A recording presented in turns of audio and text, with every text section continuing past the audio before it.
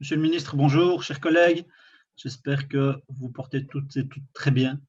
Alors, je voudrais commencer par souligner et saluer les efforts importants qui ont été réalisés par les services des affaires étrangères pour rapatrier nos milliers de compatriotes bloqués de par le monde en raison de la crise sanitaire qui frappe de si nombreux pays. J'ai eu par exemple, pas plus tard qu'hier, des retours très positifs de connaissances personnelles qui ont pu profiter de l'excellent travail organisé depuis le Pérou par nos services, et donc je tenais à le dire. Le problème, monsieur le ministre, c'est que tout le monde ne peut pas en dire autant, et c'est un fait, la situation au Maroc laisse beaucoup de nos compatriotes dans le désarroi depuis maintenant plus de 15 jours. Et il faut le dire, derrière chaque personne bloquée dans ce pays, il y a une famille qui souffre d'attendre le retour d'un père, d'une mère, d'un époux, d'une épouse, d'un enfant. Et derrière chaque cas, il y a aussi le risque de perdre un emploi et de ne plus être en capacité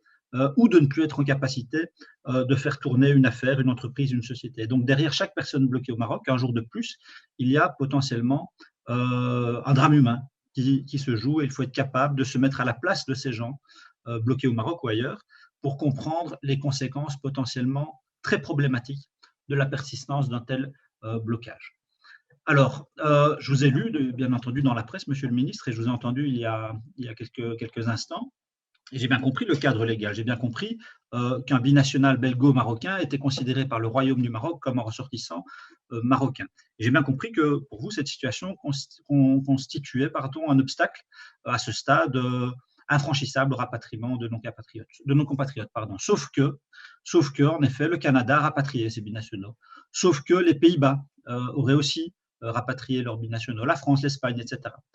Et donc, et c'est le problème, personne ne comprend pourquoi ce qui est possible ailleurs n'est pas possible chez nous. Personne ne comprend pourquoi d'autres semblent réussir là où nous échouons. Et monsieur le ministre, j'ai également entendu l'argument relatif au compte consulaire. La double nationalité ne doit pas être un moyen d'ingérence dans les affaires d'un État souverain.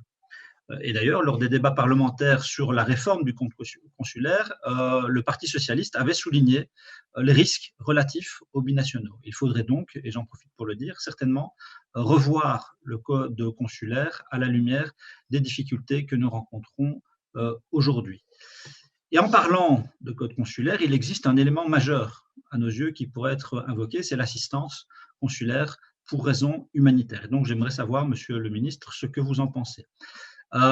Toujours est-il que pour le Parti socialiste, cette situation devient intenable. Intenable parce que incompréhensible aux yeux de beaucoup de familles. Et ce qui nous paraît particulièrement dangereux dans cette affaire, c'est qu'elle alimente une forme de sentiment d'abandon.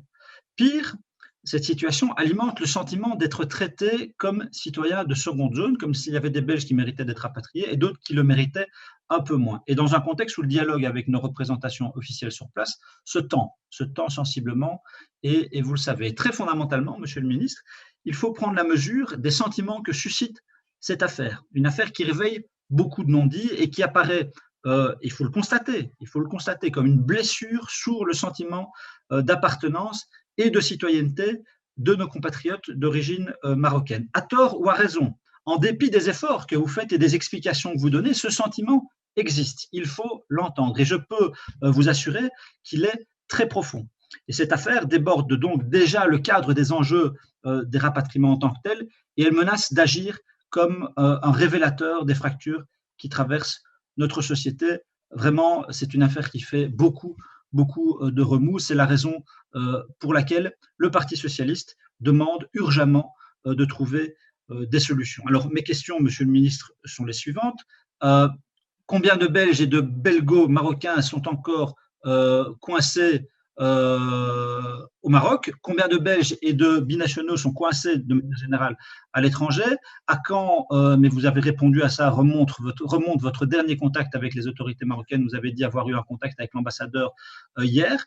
Comment est-ce que les choses évoluent dans le dialogue avec ces autorités? Notre diplomatie rencontre-t-elle des problèmes similaires dans d'autres pays, similaires à ceux qu'elle connaît au Maroc? Comment expliquez-vous que d'autres pays parviennent à faire ce que nous n'arrivons plus à faire depuis les derniers vols organisés depuis le Maroc il y a 15 jours? Et avez-vous des contacts avec vos homologues européens dans ce cadre? Et dans ce contexte particulier de lutte contre la pandémie, le débat qui nous occupe démontre à quel point les enjeux internationaux et de coopération au développement gardent une actualité majeure et doivent plus que jamais rester à l'agenda du gouvernement. Et à cet égard, je voudrais, comme mon collègue Moutquin, profiter de l'occasion pour évoquer la situation de Gaza, qui est frappée par un blocus brutal, comme tout le monde le sait, et qui, augmenté d'une crise sanitaire, pourrait se transformer en un blocus criminel. Tout le monde sait, et ça a été rappelé, à quel point cette bande de territoire connaît une densité de population parmi les plus élevées du monde, avec seulement quelques dizaines de lits de réanimation, et donc il faut s'inquiéter également de la situation là-bas. Voilà, je vous remercie. Voilà, merci Madame la Présidente, merci Monsieur le Ministre pour vos réponses. Alors, je voudrais moi aussi être parfaitement clair, parce que les mots sont importants et les formes de conjugaison des verbes que j'utilise sont importantes aussi. Jamais, jamais nous n'avons dit que les binationaux coincés au Maroc étaient abandonnés.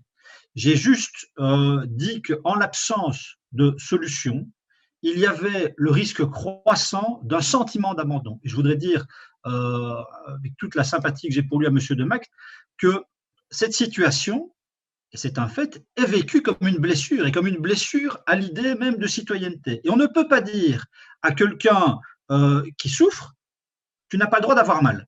Et donc, la conclusion que je tire de cette matinée, c'est que nous, socialistes, vous, Monsieur de Macht, je pense l'ensemble des collègues, et particulièrement vous, Monsieur le Ministre, nous ne voulons rien d'autre qu'une solution, et qu'une solution qui soit trouvée la plus rapidement possible. C'est vraiment là-dessus que je souhaiterais conclure. Je voudrais ajouter également une question que je n'ai pas posée, que j'aurais dû poser, et qui est en effet très importante, c'est, d'un point de vue sanitaire, que fait-on de ces personnes qu'on rapatrie? Est-ce qu'elles seront toutes dépistées aux aéroports? Et je crois qu'il y a un enjeu majeur en matière de lutte contre la pandémie.